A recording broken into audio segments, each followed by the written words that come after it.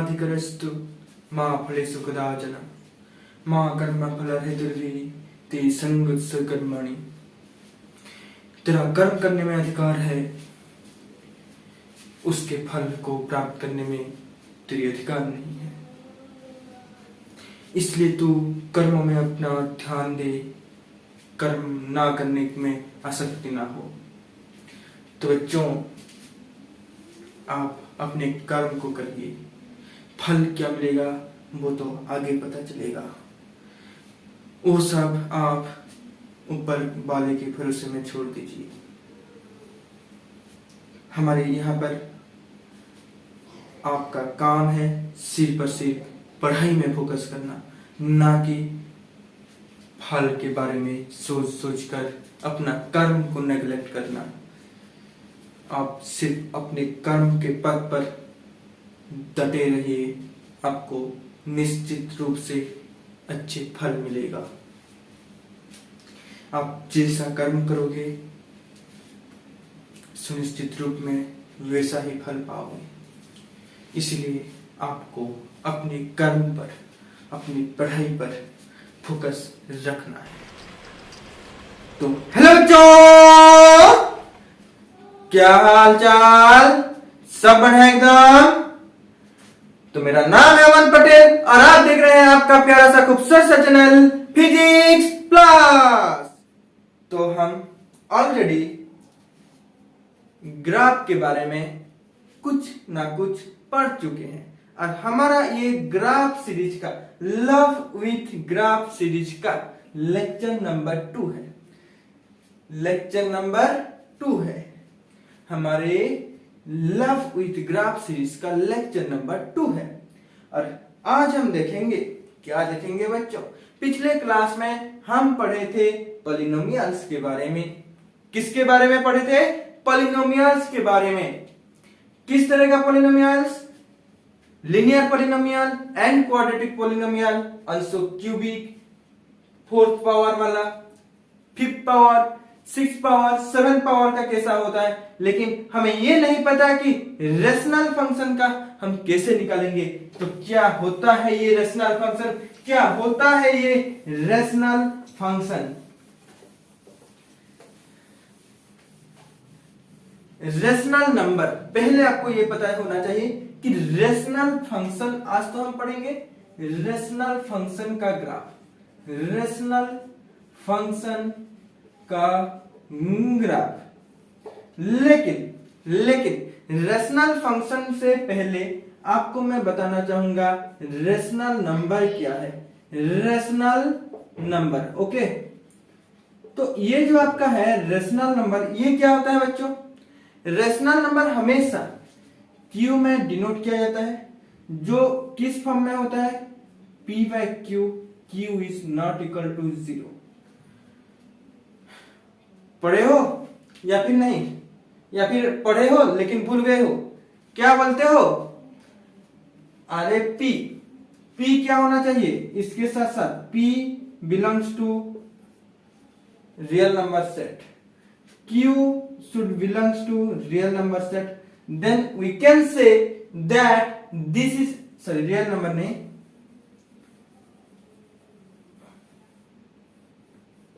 आपका Z set, integer set, then we can say this as rational number। ये आप कब तक पढ़ते आ रहे थे? स्कूल लेवल में। लेकिन जब आप थोड़ा एडवांस आगे बढ़ना शुरू कर लिए, तब ये Z चेंज होकर आपका क्या आ गया? R, real number. Real number. तो हम किसे रेशनल नंबर, रेशनल फंक्शन बोलेंगे? आप बात आता है फंक्शन की। रेशनल फंक्शन क्या होता है? रेशनल फंक्शन आपका क्या होता है? एक ऐसा फंक्शन जो किस फॉर्म में होगा? Px/Qx। इसको हम क्या बोलेंगे बच्चों? Rational function. हो गया? तो आपको मैं कंफ्यूज नहीं करना चाहता हूं। जैसे कि आप फंक्शन को f(x) में लिख रहे हो, वैसे ही लिखना करो। f(x) आपका हो गया। तो f(x) इस फॉर्म में हम किसी तरह का भी चीजों को हम डिफाइन कर सकते हैं। फॉर एग्जाम्पल मैं यहां पर एक सिंपल इलिस्ट्रेशन लूंगा आपका। देखो यहां पर f of x equal to मैं ले रहा हूं 1/x और यहां पर मैं अगर इसका कर्व ड्रॉ करना चाहूं, इसका मैं ग्राफ ड्रॉ करना चाहूं, ग्राफ को प्लॉट करना चाहूं तो कैसा प्लॉट होगा? हमेशा ये हाइपरबोलिक होता है। हाइपरबोलिक किस तरह का? Rectangular hyperbolic, rectangular. इसको आपको याद रखना है। डिटेल्स में हम यहां पर नहीं पढ़ेंगे। क्यों नहीं पढ़ेंगे ना, हमको आगे बढ़ना है। डिटेल्स में पढ़ने में हमारा बहुत टाइम जाता है और ये मैथ्स का पार्ट है। हो गया ना? तो f ऑफ 1/x मैं सिर्फ इतना बोलूंगा। देखो हम सिर्फ एनालिसिस करेंगे, मैथमेटिकली कुछ नहीं करेंगे। हो गया? सिर्फ हम डोमेन रेंज निकालेंगे। डोमेन क्या होगा बच्चों? डोमेन ऑफ f 1/x है। x का सिर्फ 0 नहीं हो सकता, r माइनस में 0 ऐसे लिख सकता हूं। Range of f output y equal to आपका मैं लिख सकता हूं 1/x। तो x इक्वल टू क्या हो जाएगा? 1/y। y भी रेंज भी क्या नहीं हो सकता? सेम 0 नहीं हो सकता। और बाकी सारे रियल नंबर आप यहां पर पुट कर सकते हो और सारे आपको ये रिजल्ट देंगे। तो ये हो गया आपका। देन इसका जो ग्राफ होता है ये इस तरफ का होता है। क्यों ऐसे होता है? पहला बात, सबसे पहला क्वेश्चन आपके मन में ये होता होगा कि ये कैसा हुआ ऐसे। देखो जब मैं x का वैल्यू को इंक्रीज करूंगा, ये आपका x एक्सिस, ये आपका y एक्सिस, जब मैं x का वैल्यू इंक्रीज करूंगा, x अगर इंक्रीज करूंगा तो y क्या होगा? डिक्रीज होगा। y क्या होगा? डिक्रीज होगा। एक सर्टेन वैल्यू आने तक ये डिक्रीज करता जाएगा और जैसे जैसे ये होगा ये सैचुरेशन में पहुंच जाएगा। और ये ऐसे तो नहीं हो, सैचुरेशन पूरा नहीं होगा, लेकिन धीरे धीरे ऐसे होता जाएगा। But not equal to 0। y आपका 0 नहीं हो सकता, मतलब ये x एक्सिस को मर्ज नहीं करने वाला। इधर वैसे अगर मैं नेगेटिव लूं, ये x is equal to positive की बात कर रहा हूं। x इज इक्वल टू अगर नेगेटिव अगर ज्यादा हो गया, ये यहां पर क्या कर रहा है? इंक्रीज कर रहा है। x negative value of x अगर इंक्रीज करेगा तो y डिक्रीज करेगा। इसका मतलब जैसे जैसे और x का वैल्यू अगर डिक्रीज करेगा तो y इंक्रीज करेगा। इसका मतलब आपका x कम है। x जब कम है y आपका क्या है? क्या है? y आपका ज्यादा है। जैसे जैसे x का नेगेटिव वैल्यू बढ़ता जा रहा है, आपका जो y का वैल्यू है वो घटता जा रहा है, नेगेटिव y का, नॉट योर पॉजिटिव y। तो ये समझ में आ गया। ये ग्राफ को नोट डाउन कर लो और यहां पर एक चीज मैं डिक्टेट कर रहा हूं, ये आप लिख लो अपना कॉपी में। The graph of 1/x, the graph of 1/x is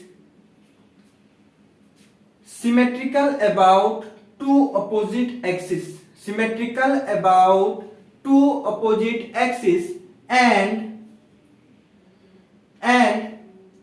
this does not passes through the origin. This does not passes through the origin. और एक पॉइंट लिख लो कि the graph of or the plot of f of x is equal to 1/x is always a rectangular hyperbolic curve. Rectangular hyperbolic curve. Okay चलो आ जाओ next example. और एक example लेते हैं इसका। चलो ये आपका समझ में आ गया। अगर मैं बोलूं आपको 1/x² का 1/x² का ग्राफ कैसा होगा, f(x) = 1/x², इसका ग्राफ कैसा होता है बच्चों, इसका ग्राफ ऑलवेज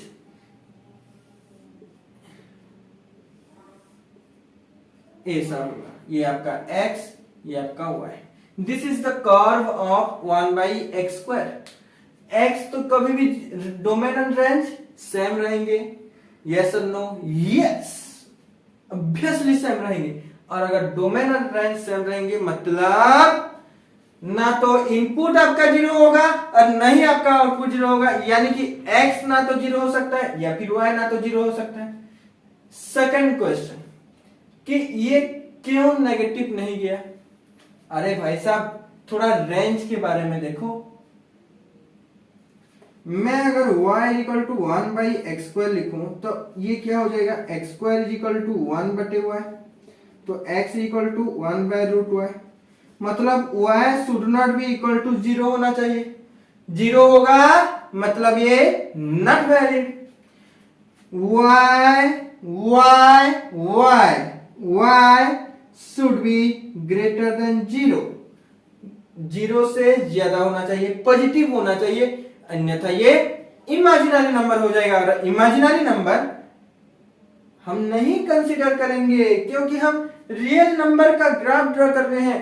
रियल नंबर नहीं होगा तो हम ड्रॉ कैसे करेंगे, हमको फिर एर्गेंट प्लेन जाना पड़ेगा, वो तो एक अलग ही थ्योरी है, अलग दुनिया है कॉम्प्लेक्स का, तो हम उसमें क्यों घुसेंगे क्यों, हो गया। तो y = 1/x², this implies x² = 1/y, so y should not be equal to 0 and y should be greater than 0। इसका मतलब आपका जो रेंज ऑफ f यहां पर आ रहा है वो क्या आ रहा है, r-r-। इसका मतलब क्या हुआ, नेगेटिव साइड का जितना भी है उनको हम माइनस कर देंगे, या फिर रेंज आपका सिर्फ पॉजिटिव रियल नंबर ही होंगे। इसीलिए एक्स एक्सिस तो नेगेटिव में गया, आपका इनपुट नेगेटिव में जा रहा है, लेकिन आपका आउटपुट हमेशा ऊपर, नीचे नहीं, हमेशा ऊपर जा रहा है, ऊपर जा रहा है। इसका मतलब आपका ये कर्व क्या है, अरे भाई साहब अपवर्ड है ना। तो यहां पर एक पॉइंट लिख लो आप,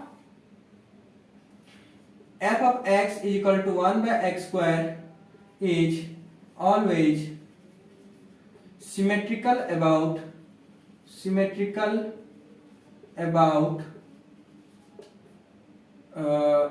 y axis, y axis के सिमेट्रिकल है and does not passes through origin। तो ये कर्व, ये जो दोनों कर्व आप देख रहे हैं, ये दोनों कर्व आपको क्या बता रहा है, ये दोनों कर्व आपको ये बता रहा है कि ये दोनों, this is a discontinuous function, ये आपका क्या है, एक डिसकंटिन्यूअस फंक्शन। ये आपका क्या है, कौन सा फंक्शन है, ये भी आपका डिसकंटिन्यूअस फंक्शन है। लेकिन हम कल जो पॉलिनोमियल वाले कर रहे थे, पॉलिनोमियल में क्या होता था, जो भी कर्व था ऐसे होगा या फिर ऐसे, लेकिन ग्राफ टोटली टच होके होता था, हर वैल्यू के लिए वो क्या उगलता था, आंसर उगलता था। इसका मतलब वो क्या था, वो था आपका कंटिन्यूअस फंक्शन। लेकिन जितना भी आपका ये रेशनल फंक्शन है वो सब हाइपरबोला टाइप का आते हैं। ये देखो हाइपरबोला नहीं है लेकिन हाइपरबोला टाइप का है। अगर मैं इसको ऐसे कर दूं तो हाइपरबोला बोलोगे, ऐसे में भी इसे हम क्या बोलेंगे, हाइपरबोला शेप का बोलेंगे। और ये सब जो है रेशनल फंक्शन वो डिसकंटिन्यूअस है। डिसकंटिन्यूअस और कंटिन्यूअस ये ग्राफ आपको ड्रॉ करके पता चल जाएगा, ना कि कैलकुलेट करके।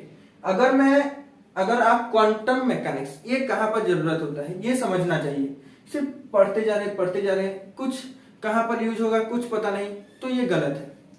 हम अगर क्वांटम मैकेनिक्स में वेव फंक्शन को चेक करेंगे तो वेव फंक्शन हमेशा कंटिन्यूअस होता है, और अगर वेव फंक्शन कंटिन्यूअस है तो हमें क्वेश्चन पूछता है, बहुत सारे एग्जाम्स में हमें ये क्वेश्चन आता है which of the following function does not represent a wave function.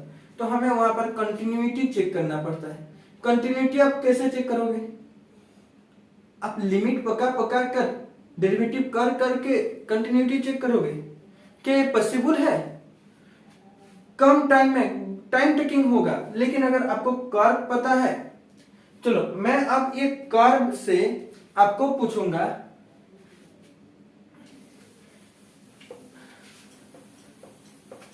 आपको बोलना है x square plus 3 x cube minus 1 by x cube, ये सब क्या है? ये लीनियर पॉलिनोमियल, मतलब ये आपका कंटिन्यूअस लीनियर क्वाड्रेटिक पॉलिनोमियल। ये क्यूब पॉलिनोमियल, ये भी पॉलिनोमियल मतलब कंटिन्यूअस। रेशनल मतलब डिसकंटिन्यूअस हो जाएगा आपका। डायरेक्ट आप बोल सकते हो कि ये डिसकंटिन्यूअस है, आपको कुछ चेक करने का जरूरत ही नहीं है, आप डायरेक्ट बोलोगे नहीं ये डिसकंटिन्यूअस है, ये कंटिन्यूअस है।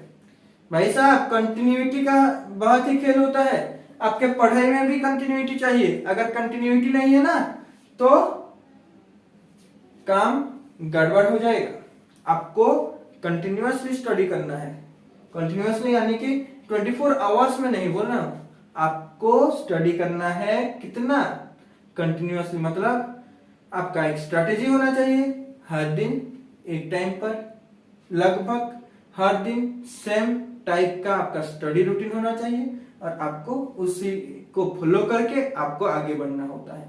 ये कंटिन्यूटी होता है हमारे लाइफ में। लेकिन मैथ्स में कंटिन्यूटी अलग होते हैं, ये जो मैं बताया ये होता है आपका कंटिन्यूटी भाई साहब।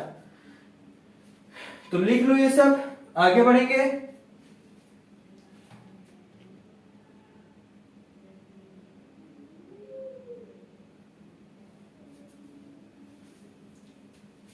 तो हो गया, आगे बढ़ेंगे आगे। चलो आगे बढ़ते हैं, आगे बढ़ते हैं। पहले मैं मीटर देता हूं, फिर आगे बढ़ेंगे, है ना? चलो रे आगे बढ़ते हैं रे।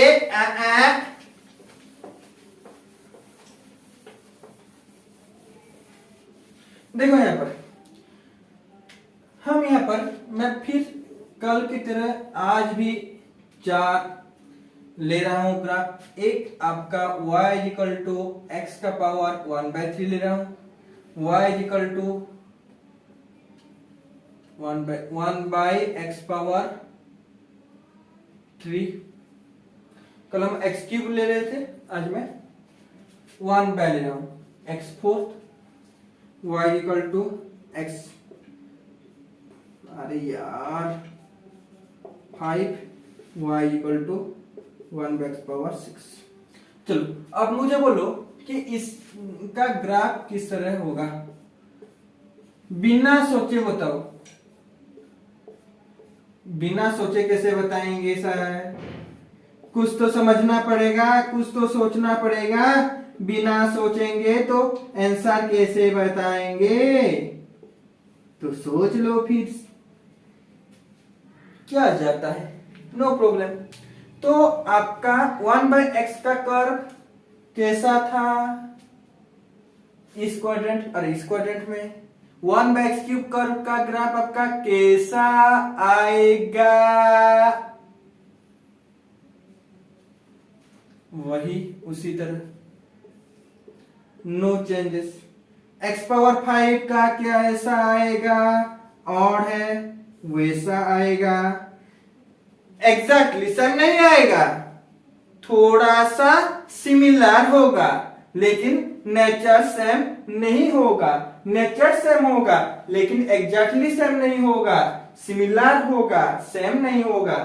अरे ये होता है आपका सेम, लेकिन अगर ये है, ये दर्शाता है सिमिलर चीजों को, सिमिलर। है ना। चलो इसका कैसे होगा, वही इस तरह 1/6 का कैसा होगा, इस तरह का। समझ में आ गया। तो अगर आपका ऑड पावर है, लिख लो 2 पॉइंट इन, इस तरह का लिखो। चलो मैं लिख देता हूं, ये समझ में आ गया। इसे पहले ड्रा कर लो, फिर मैं एक चीज लिखाता हूं आपको यहां पर। हो गया। चलो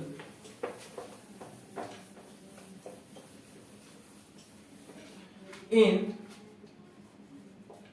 polynomial function if power of x is odd, the graph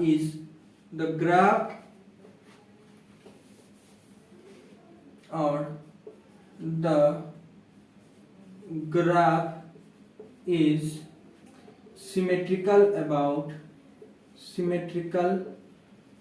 about two opposite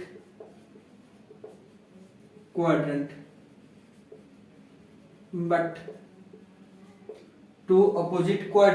but doesn't passes through origin। हो गया। बातें क्लियर हो रहा है, ठीक है। फिर चलो, if power of x is even, then the graph is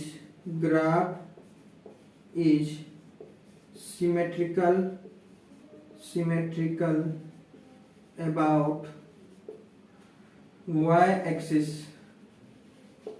but does not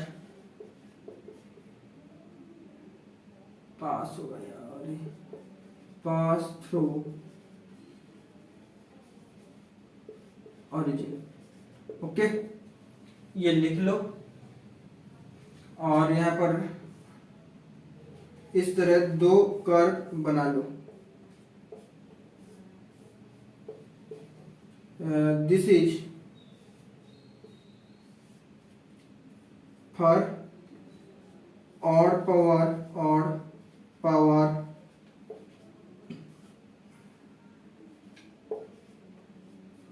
of x, and this is for even power of x। जब आपका ऑड पावर होगा symmetrical about to opposite quadrant but does not passes through origin, and अगर आपका power even होगा then symmetrical about y axis, लेकिन origin देकर पास नहीं करेगा। ये है खेल। हो गया। चलो नोट डाउन कर लो,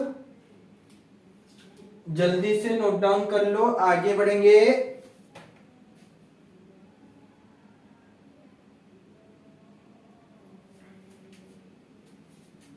हो गया, आगे बढ़े।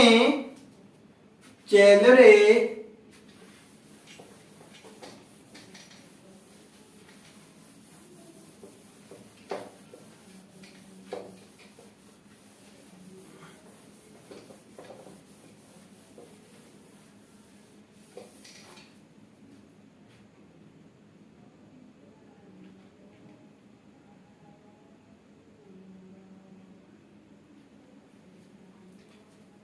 मैं अब आपको कुछ ग्राफ्स बताऊंगा और उसको आप क्या करोगे, ग्रास्प अप करते जाओ। उसका अगर हम थ्योरी पढ़ेंगे, उसका सिम्टोट्स एसिम्टोट्स निकालना पड़ता है, आपका मैक्सिमा मिनिमा निकालना पड़ता है, उतना जरूरत नहीं है, क्योंकि आपको उसका इतना भी जरूरत नहीं पड़ेगा। आपको ग्राफ का एनालिसिस करना आना चाहिए। मेन चीज जो है आपका ग्राफ एनालिसिस आना चाहिए। ग्राफ ड्रॉ करना नहीं है आपको, ग्राफ ड्रॉ करना पड़ेगा लेकिन उतना जरूरत नहीं है, जितना बताया जा रहा है उतना ही आपको काम में आ जाएगा। हो गया। ये कल भी हम कर किए थे एक्स पावर हाफ का ग्राफ, वाई पावर, आज देखेंगे एक्स पावर 1/3 का भी कर्व। चलो इसका ग्राफ कैसे आया था बच्चों, बताओ। ये था आपका y √x का कर्व।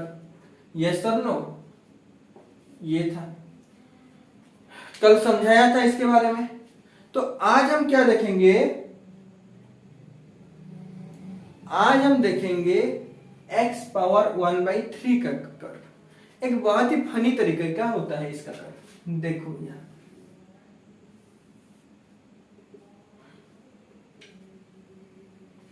बहुत ही फनी है बच्चों।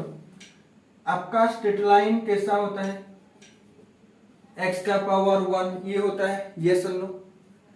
तो x पावर 3 क्या होता है यहां पर, 1y = x³ क्या होता है बताओ।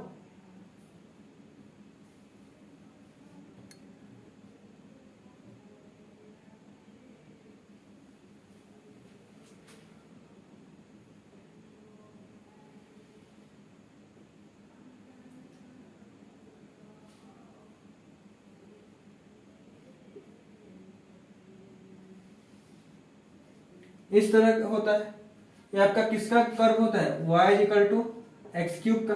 वैसे अगर मैं y = x पावर 1/3 का ड्रॉ करना चाहूंगा, इसका अपोजिट आएगा, इसका अपोजिट आएगा।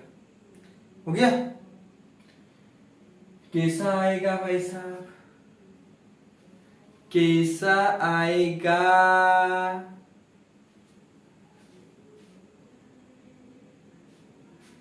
ये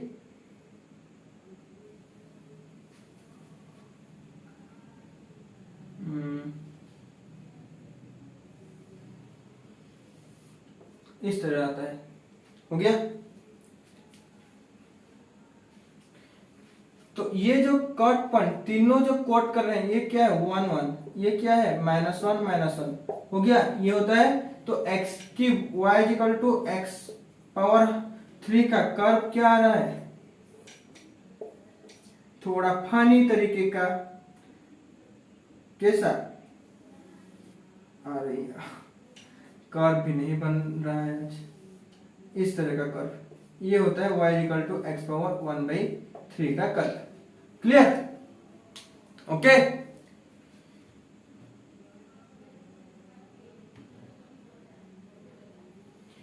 चलो आगे पढ़ेंगे आगे। चलो अब हम निकालेंगे सम पीसवाइज फंक्शंस का, जैसे कि आपका मॉडुलस फंक्शन हो गया, फिर सिग्नम फंक्शन आपका ग्रेटर GIF। अरे भाई साहब मैं GIF मतलब greatest integer function, LIF least integer function, इनके बारे में हम डिस्कस करेंगे। हो गया। तो पहला आता है modulus function. Modulus function, modulus, हमारे जीवन में बहुत सारा नेगेटिविटी आता है। क्या आता है बच्चों, नेगेटिविटी आता है। और उन नेगेटिविटी से बाहरना है, तो बाहर निकलना है, तो हमारे अंदर पॉजिटिव सोच होना चाहिए। अगर हमारे अंदर पॉजिटिव सोच होंगे तो नेगेटिविटी बाहर निकल जाएंगे। और नेगेटिविटी को बाहर निकालना है तो हमें क्या चाहिए, मॉडुलस। मॉडुलस लगा लो, कोई भी नेगेटिव नंबर, कितना बड़ा नेगेटिविटी हो, वो आपका पॉजिटिविटी में कन्वर्ट हो जाएगा। फॉर एग्जांपल मैं अगर 1000 का को मॉडुलस में लगा दूं तो मेरा ये आ जाएगा 1000। इसका मतलब मॉडुलस, अपने जीवन में मॉडुलस लगा लो, अपना जीवन ही पॉजिटिविटी में वास करेगा और सब कुछ सरल हो जाएगा। तो हमें चाहिए क्या, पॉजिटिविटी। पॉजिटिविटी के लिए क्या चाहिए, मॉडुलस फंक्शन। तो मॉडुलस फंक्शन को हम कैसे डिनोट करते हैं, ये mod x is equal to क्या होता है, x is equal to minus x if x is 0 से अगर कम होगा, x is equal to x if x is greater than equal to 0। अब आप बोलोगे, अब तो बोल रहे थे कि मॉडुलस लगा लो नेगेटिव आ जाएगा, अरे नेगेटिव पॉजिटिव में कन्वर्ट हो जाएगा, नेगेटिविटी पॉजिटिविटी में कन्वर्ट हो जाएगा। तो अब बोल रहे हो x equal to minus x. अरे भाई साहब एक बार सोच के देखो, मेरे पास x इक्वल टू सपोज -2 है, x इज लेस देन 0 जब होगा, -2 है, तो मॉडुलस ऑफ -2 करूंगा, मतलब माइनस ऑफ x करूंगा, माइनस ऑफ x मतलब माइनस ऑफ -2, मतलब कितना आया, -2 का मॉडुलस 2 आया। अगर x is equal to 2 which is greater than 0, this is less than 0 था, तो मॉडुलस ऑफ 2 क्या आ जाएगा, 2 मतलब नॉर्मल x डायरेक्ट 2, काम खत्म। समझ में आ गया मॉडुलस फंक्शन क्या होता है। अब इसका ग्राफ ड्रा करेंगे बच्चों। इसका ग्राफ क्या होता है,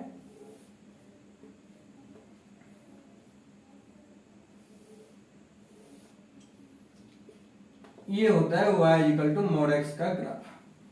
हो गया, ये किसका कर्व होता है, मॉड x का कर्व।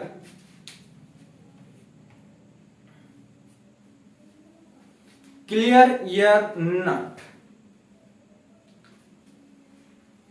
अरे भाई साहब देखो, और एक चीज यहां पर, ये जो पहला पॉजिटिव मतलब फर्स्ट क्वाड्रेंट में जो कर्व है, ये इसके साथ 45 डिग्री करेगा, तो ये इसके साथ 135 डिग्री कर्व करेगा, एंगल में इंक्लाइन होगा।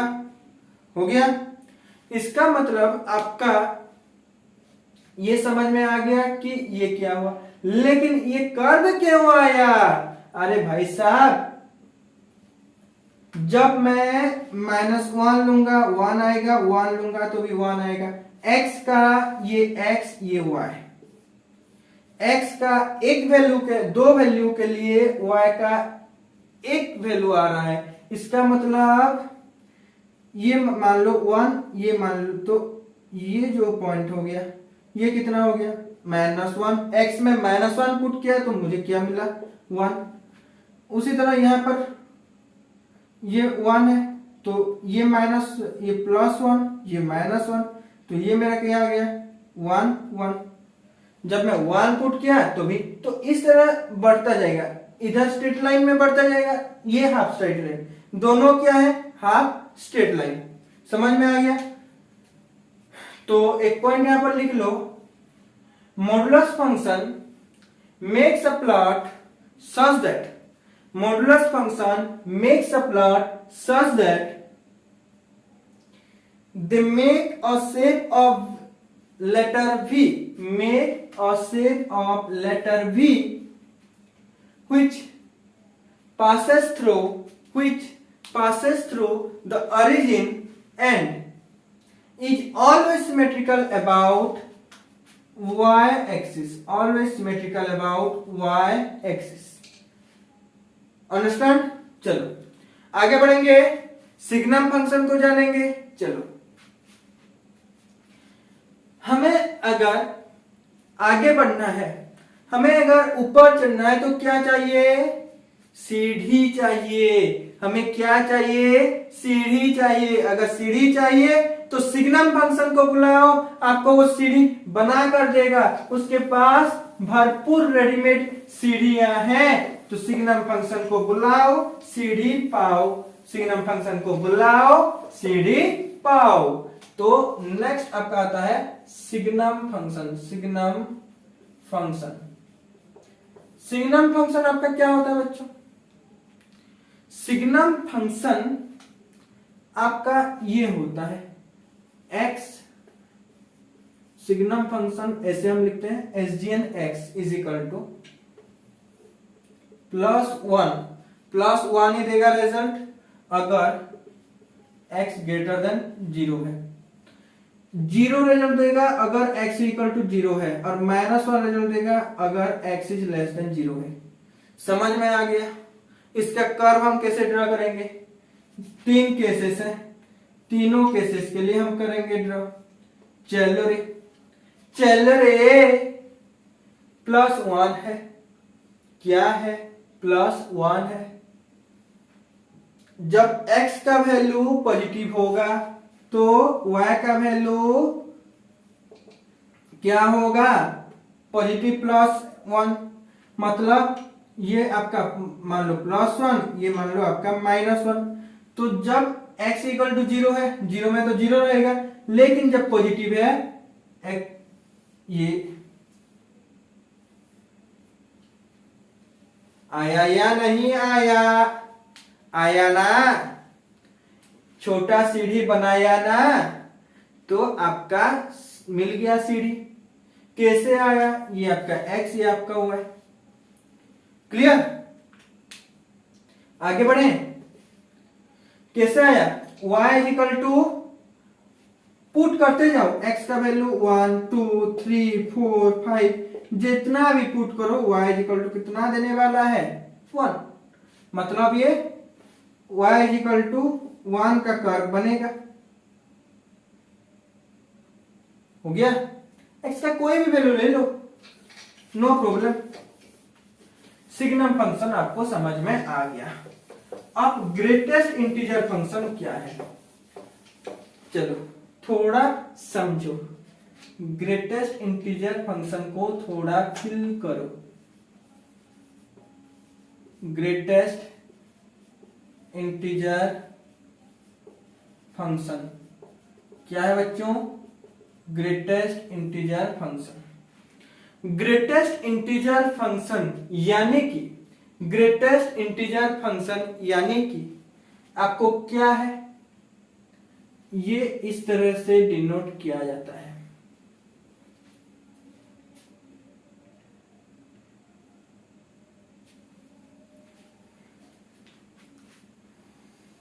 तो ये जो ग्रेटेस्ट इंटीजर फंक्शन है बच्चों, ये क्या है समझो।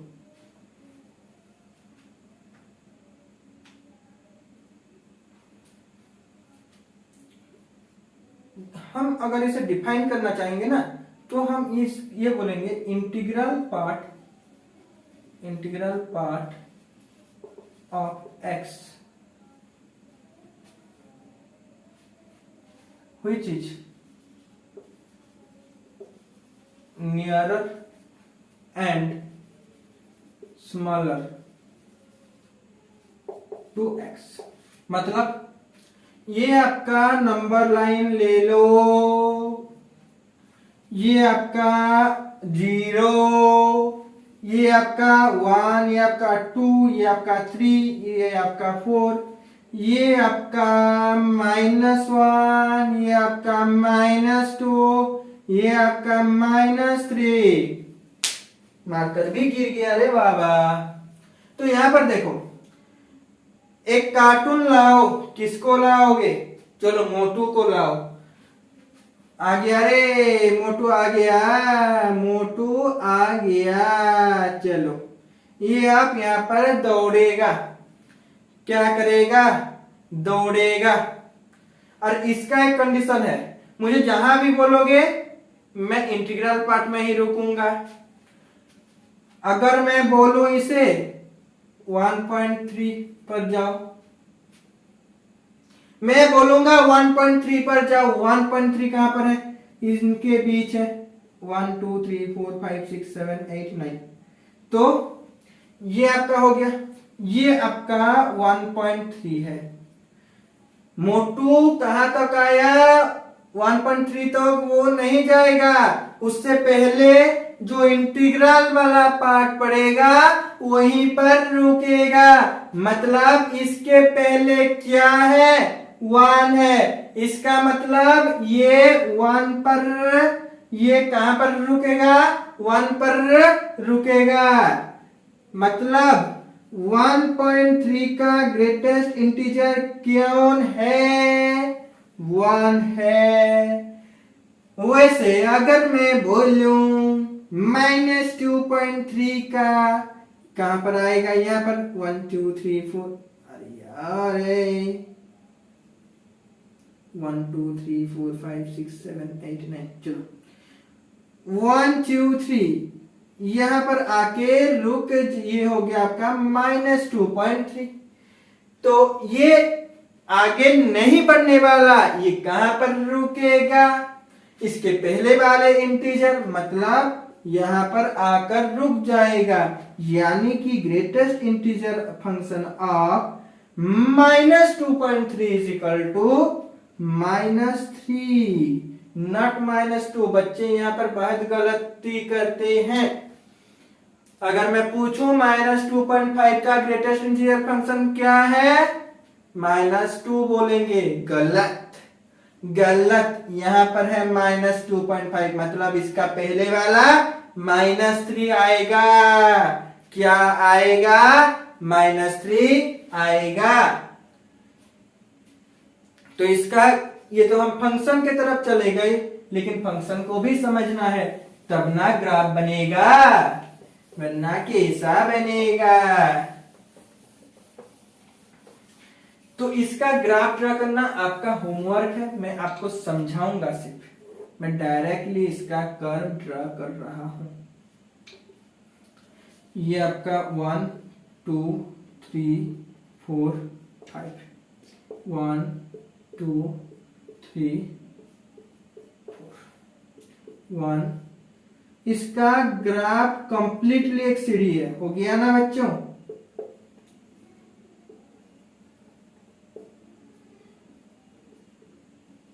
मोटू दौड़ा, जितने दूर भी दौड़ेगा 1.1 0.1 आएगा, वैल्यू 1 में आपको क्या मिलेगा, 0 0, y equal to 0, y equal to 0, मतलब इतने दूर तक क्या आया, ये आया। फिर अगर मैं बोलूं 1.1 तो ये बोलेगा ना मैं 1 तक जाऊंगा, 1.2 बोलूंगा वो बोलेगा मैं 1 तक जाऊंगा, फिर आगे नहीं बढ़ूंगा। मतलब x equal to 1.1, y equal to 1, x equal to 1.2, y equal to 1, मतलब 1 से 2 तक ये 1 पे जाएगा। फिर 3 पर क्या होगा, ऐसे होगा। 4 से क्या होगा, 4.3 मतलब 3 आंसर देगा। हाँ,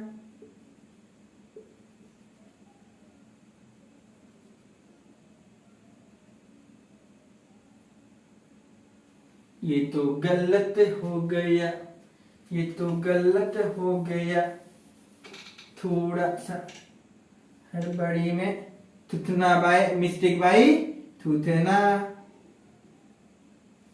ये ग्राफ देगा, आपके डॉटेड लाइन ग्राफ नहीं है, ये आपको बोल रहे हैं कि ये 3 के हैं, ठीक है।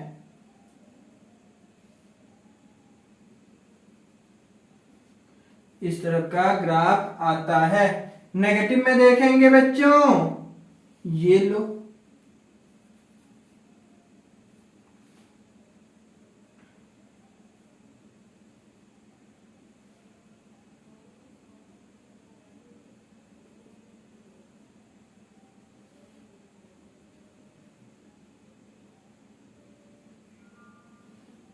इस तरह का आएंगे। इधर उल्टा सीढ़ी, इधर सीधा सीढ़ी, ये पाताल जाने का रास्ता, ये स्वर्ग चलने का रास्ता। आपको चुनना है कि आपको किधर जाना है। स्वर्ग यानी कि भगवान, पाताल यानी कि शैतान, किधर जाना है। मैं पिछले वीडियो में क्या बोला था, भगवान को चुनना है, हमें पढ़ाई को चुनना है, हमें ऊंचाई को चढ़ना है। ऊंचाई चढ़ने के लिए हमें सीढ़ी चाहिए, ये सीढ़ी तो हमें नीचे गिरा देगा। कैसे जाएंगे इसमें, इसमें नीचे गिरेंगे, मतलब हमेशा ये सीढ़ी पकड़ना है। तो ग्रेटेस्ट इंटीजर फंक्शन का कर्व आपको समझ में आ गया। चलो नेक्स्ट आपका है least integer function. Least integer function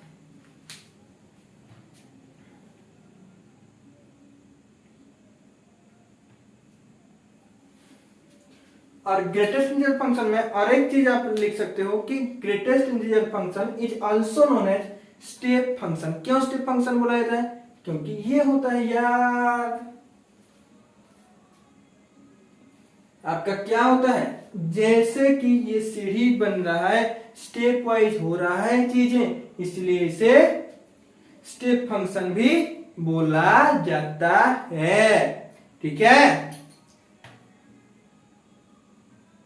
वैसे लिस्ट इंटीजर फंक्शन क्या होगा बच्चों?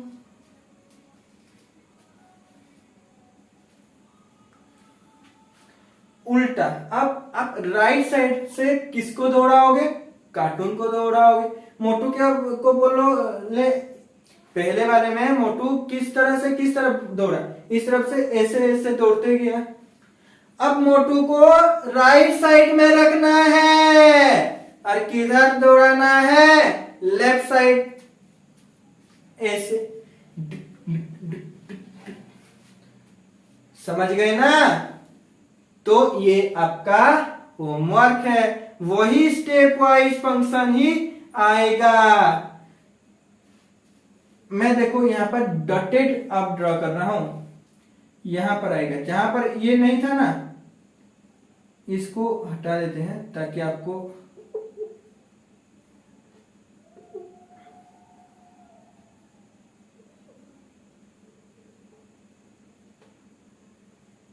हो गया। ये आपका लिस्ट इंटीजर फंक्शन, जहां पर ये नहीं था अब वहां पर आएगा। ये आपका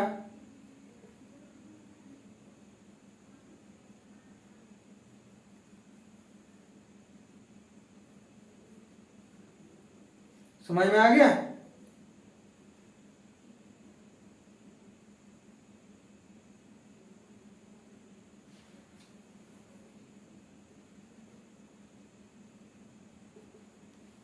ऐसे आएगा। यहां पर ये नहीं आएगा बच्चों, अब यहां से यहां तक ऐसे आएगा। ऐसे समझ में आ गया? तो कर्व ड्रॉ करना आपके काम है, डिटेल्स में तो समझ में आएगा। ब्रेन को वर्कआउट कराओ। ब्रेन को अगर वर्कआउट नहीं करोगे पछताओगे। आपका ब्रेन डेवलप नहीं करेगा। ब्रेन डेवलप नहीं करेगा तो आपका क्वेश्चन सॉल्विंग पावर कमते जाएंगे। समझ गए? चलो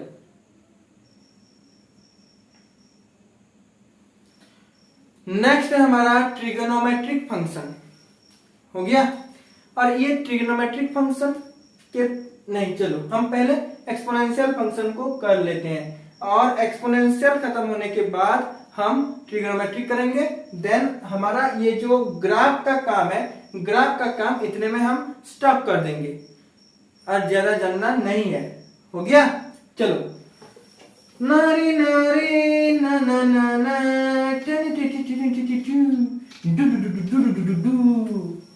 तो हम अब देखेंगे एक्सपोनेंशियल। एक्सपोनेंशियल क्या होता है? e पावर x, इसे हम बोलते हैं exponential.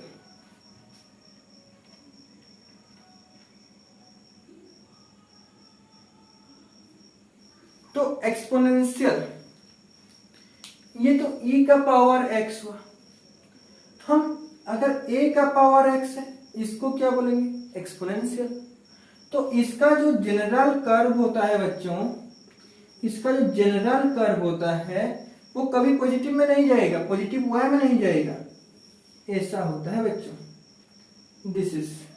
This is your what? ऐसे क्योंकि भाई साहब केस 1 केस 2 लेना है ना हमें, ऐसे ले लो। यहां पर केस 1 एक्सपोनेंशियल मतलब जनरल टर्म लो ए पावर एक्स। केस 1 ए अगर ग्रेटर देन 0, केस 2 ए अगर लेस देन 0। तो यहां पर ग्राफ क्या आएगा बच्चों, ए अगर पावर एक्स है तो इसका ग्राफ इस तरह आएगा। नेक्स्ट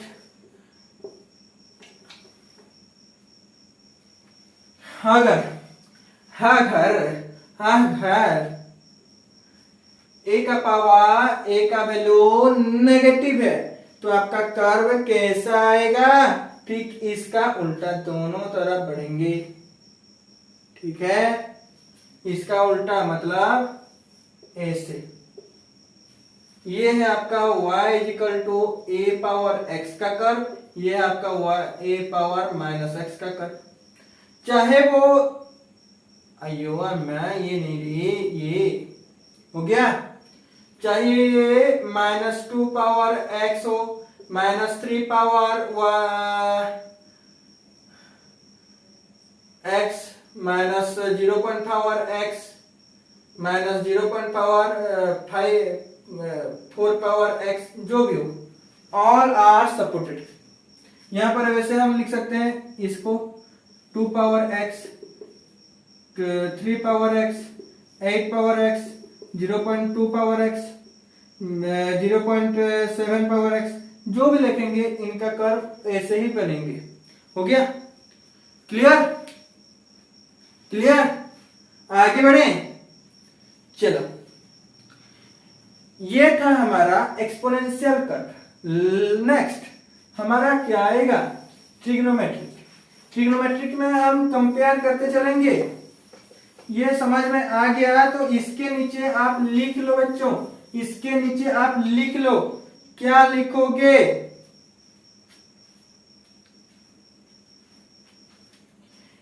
डिक्टेट कर रहा हूं, लिख लो। In general exponential function increases और decreases, as a is greater than 1 or 0 is less than a is less than 1 respectively। समझ में आ गया? चलो, बहुत ही बढ़िया।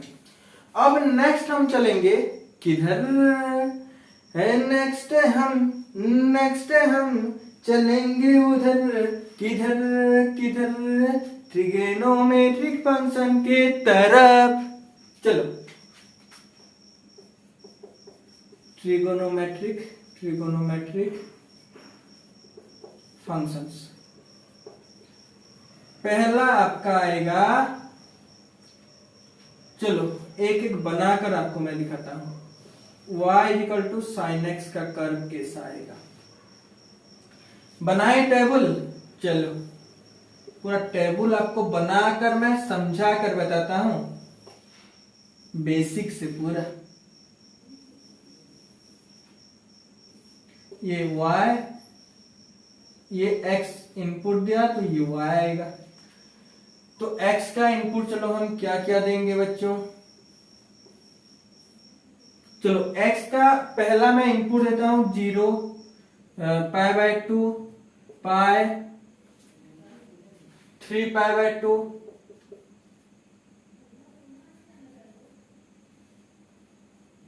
हो गया 3π/2, 2π, फिर 0 आ जाएगा। तो 0 पर क्या होता है, 0 1 -0 -1 0। ओके, तो कर्व आपका कैसा आएगा,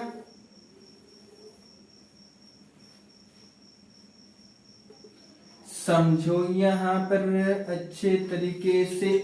ये सबसे आपका इंपोर्टेंट कर्व है, sine x and cos x का कर्व। समझो, ये देखो यहां पर साइन एक्स क्या है, कंटिन्यूअस है। कैसा है, कंटिन्यूअस है। आपका जब 0 है तो साइन क्या है, 0, ये 1, ये π/2, ये पाई ले लो, ये 3π/2 और ये 2π। तो ये आपका 1, ये आपका -1। जब आप 1 ले रहे हो, 1 0 पे कितना आ रहा है 0, π/2 पर 1, जब पाई ले रहे हो 0, 3π/2 जब ले रहे हो कितना आ रहा है -1, 2π जब ले रहे हो 0 हो गया। तो इसको मैं क्या करूंगा, ये है आपका साइन का कर्व। साइन का कर्व इस तरह होता है। अब हम इसी में ही, इसी ग्राफ में कॉस का ड्रा करेंगे। और समझना थोड़ा, ये बहुत इंपॉर्टेंट होता है, बहुत कंफ्यूज होते हैं। हम यहाँ पर y = cos x का भी ड्रा करेंगे।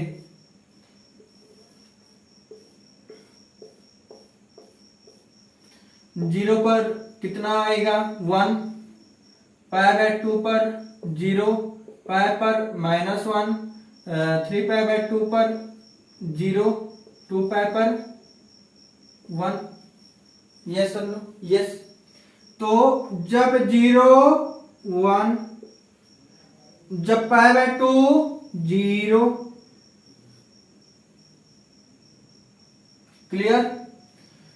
देन जब पाई इक्वल टू -π, देन ये कितना हो जाएगा -1, 3π/2 2π,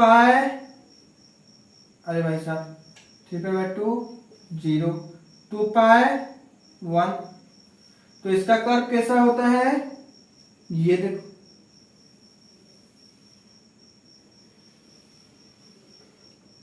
इस तरह का। अब बोलोगे ये तो हमारा इलेक्ट्रोमैग्नेटिक वेव का कर्व हो गया। अरे भाई साहब, इलेक्ट्रोमैग्नेटिक कर्व साइन और कॉस का ही तो कंपोनेंट होते हैं, साइन एंड कॉस का मिक्सचर। तो यही तो आपको चाहिए होता है। हो गया। तो हम एक ही में पाए साइन एक्स और कॉस एक्स। तो साइन एक्स कॉस एक्स से, कॉस एक्स जो है, जब साइन एक्स 0 में थे, साइन एक्स का वैल्यू जब 0 है, कॉस एक्स कितना है 1। तो साइन एक्स कितने में π/2 हो रहा है, इतने में। तो ऑलवेज साइन का जो कर्व है वो कॉस एक्स से π/2 फेज से डिफर करता है और लैग बिहाइंड होता है कौन, साइन का कर्व। हो गया। ऐसे तो नहीं बोल सकते, लैग होगा, लेकिन जो फेज डिफरेंस है वो कितने का है, π/2 का। समझ में आ गया।